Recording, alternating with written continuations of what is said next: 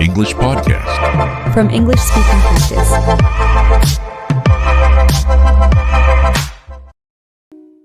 Today, we are going to do a real talk episode. And this is a new series of episodes where we focus on practical expressions for everyday situations. And in today's episode, we will focus on how to give and ask for directions. So, Morag and I are going to present you with a dialogue, and after the dialogue, we will explain some of the key expressions used when giving and asking for directions. In today's dialogue, Al and Beth are late for a meeting. While they're walking downtown, they realize they have no idea where to go. So they decide to ask somebody for help. Let's get to the dialogue.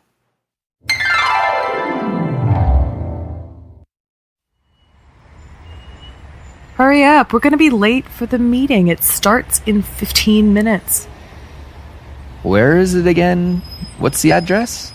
It's 599 Richmond Street. It's in the Imperial Building. Are you sure? Don't we have to go the other way then?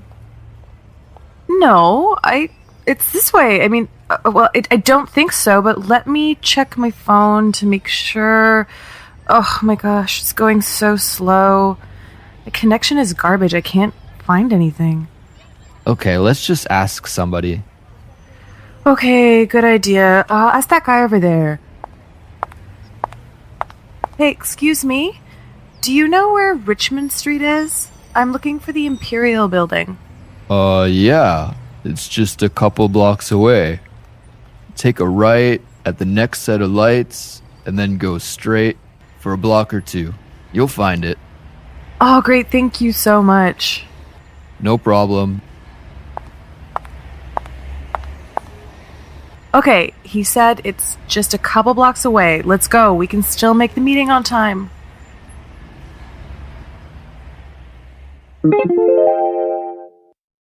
And now we'll explain the key vocabulary from this dialogue. Our first key expression for this episode is how to ask for directions when you need to find where you're going. So in this dialogue, we heard Beth ask the question, "Excuse me, do you know where Richmond Street is?" And this is the most classic, the most straightforward, the most to-the-point way to ask for directions. Do you know where is? Yeah, this is the most clear way to ask for directions to anything. A street, a building, doesn't really matter. Excuse me, do you know where is? Exactly. You could say, do you know where the statue is? Do you know where the Brown building is? Do you know where Main Street is? Any place you can insert into that blank, and this question will make sense. Absolutely. You could even say, do you know where my hotel is? Whatever you need to find, it's a really useful expression. And I think a lot of times people don't know how to approach a stranger. It can be a little bit intimidating. And I think this question, "Excuse me," is a really great way to get a stranger's attention. I would completely agree.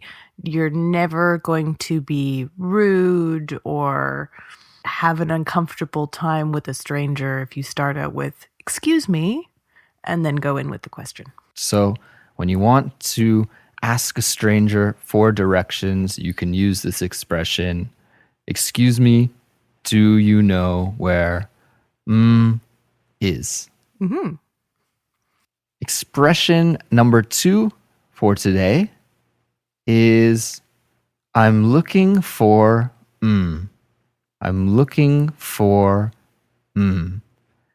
And in the dialogue, we heard Beth say, I'm looking for the Imperial Building. So again, this is a nice way to approach a stranger when you need help and give the specific location that you need to go to, the specific location that you're looking for. Yes, I'm looking for can be used for pretty much anything. If you're looking for a restaurant or you're looking for a building. Exactly. You could even pull out your phone and open Google Maps and point to the place you're looking for and say, I'm looking for this spot. Help me. Where do I go? Yep. But I imagine if you had Google Maps, maybe you wouldn't need to ask for directions. Well, sometimes, I mean, as we saw in this dialogue example, sometimes you don't have the reception that you'd like, especially in Canada. Yes, exactly. And especially if you're traveling, right? Sometimes the roaming or the internet network that you're used to in your home country can be quite different. So it's a good idea to have these expressions ready just in case you get lost. Especially sometimes you can get lost when you're already where you want to be. Excuse me, I'm looking for the something room or a particular place within a building. You can use that too. Or I'm looking for the elevator. This reminds me of a story that happened to me not too long ago where I was inside the building I had to be in, but I took the elevator to the wrong floor and I was wandering around aimlessly, lost inside the correct building. And a security guard asked me, Can I help you? He was a little suspicious of why I was there. Maybe I was in a place I wasn't supposed to be in. So I simply told him, Yeah, I'm looking for room 502. And he helped me find where I needed to go. So, yeah, you're right. Even when you are close to where you need to be, sometimes you can still get lost. It's something that just happens. So some of these expressions are very useful, even if your phone is working. Definitely. Okay, let's move to expression number 3. Morag, what is expression number 3? Expression number 3 is it's just a couple blocks away. This makes the most sense in cities. Saying something's just a couple blocks away means it's quite close, but it's not a precise measurement because a block is the distance on a street in between two intersections. So if you're walking down a street and you're at an intersection, by the time you get to the next intersection, you will have walked 1 block. It's a little difficult, but if you can imagine it in your mind, you can know what I'm talking about. So you're exactly right. A block is a unit of measurement that we use in North America, especially in a downtown area of a city. And so a block is the distance from one intersection to the next intersection. And blocks are different sizes in every city, but I would say roughly it will take 1 minute, maybe 2 minutes to walk from one block to the next block. Would you agree with that estimate? Yeah, Andrew, I would agree with you that in most downtown cities, blocks are reasonably uniform. So it'll take about a minute or two for each block in that city. Montreal's funny like that, though.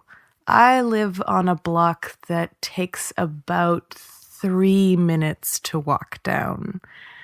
It's nuts. It's true. In Montreal, the downtown has blocks that I would consider to be a normal size.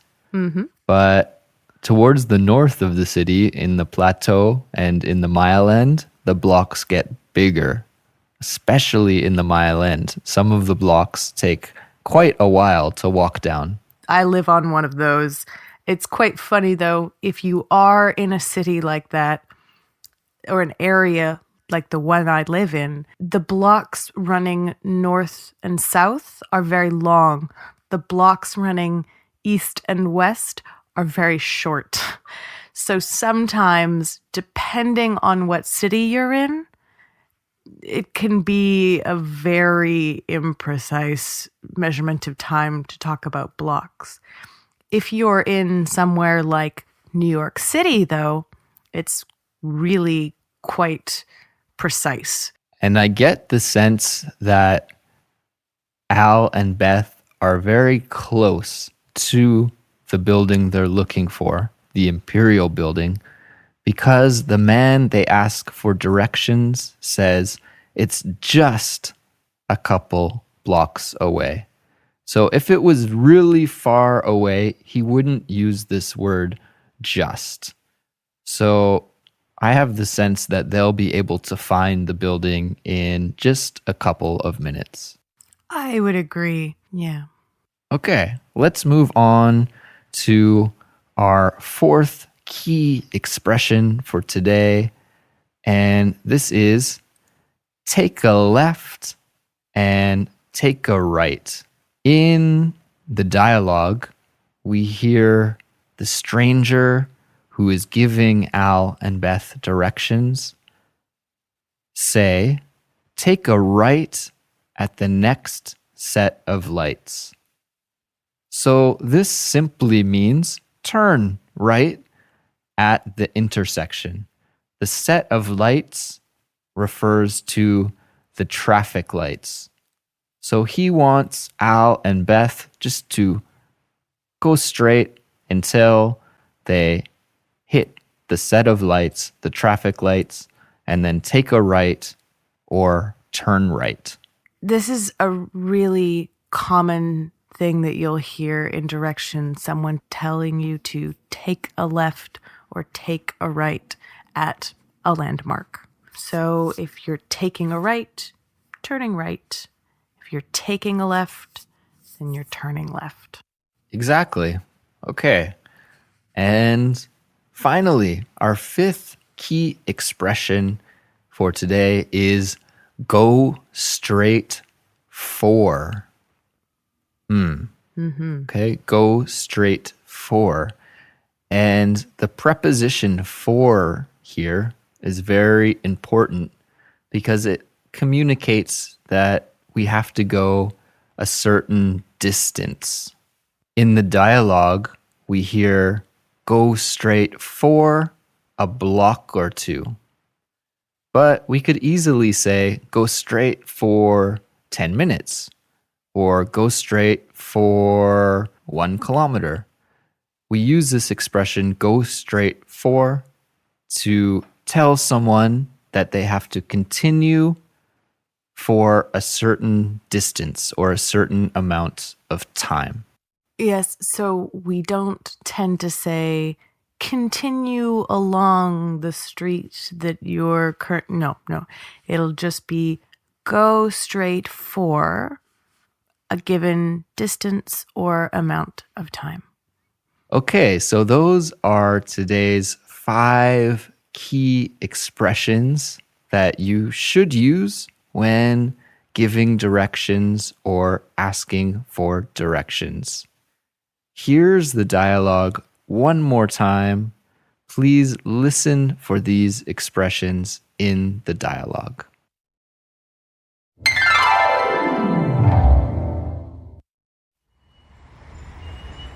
Hurry up. We're going to be late for the meeting. It starts in 15 minutes. Where is it again? What's the address? It's 599 Richmond Street. It's in the Imperial building. Are you sure? Don't we have to go the other way then? No, it's this way. I mean, I don't think so, but let me check my phone to make sure. Oh my gosh, it's going so slow. The connection is garbage. I can't find anything. Okay, let's just ask somebody. Okay, good idea. Ask that guy over there. Hey, excuse me? Do you know where Richmond Street is? I'm looking for the Imperial building. Yeah. It's just a couple blocks away. Take a right at the next set of lights, and then go straight for a block or two. You'll find it. Oh, great. Thank you so much. No problem. Okay, he said it's just a couple blocks away. Let's go. We can still make the meeting on time.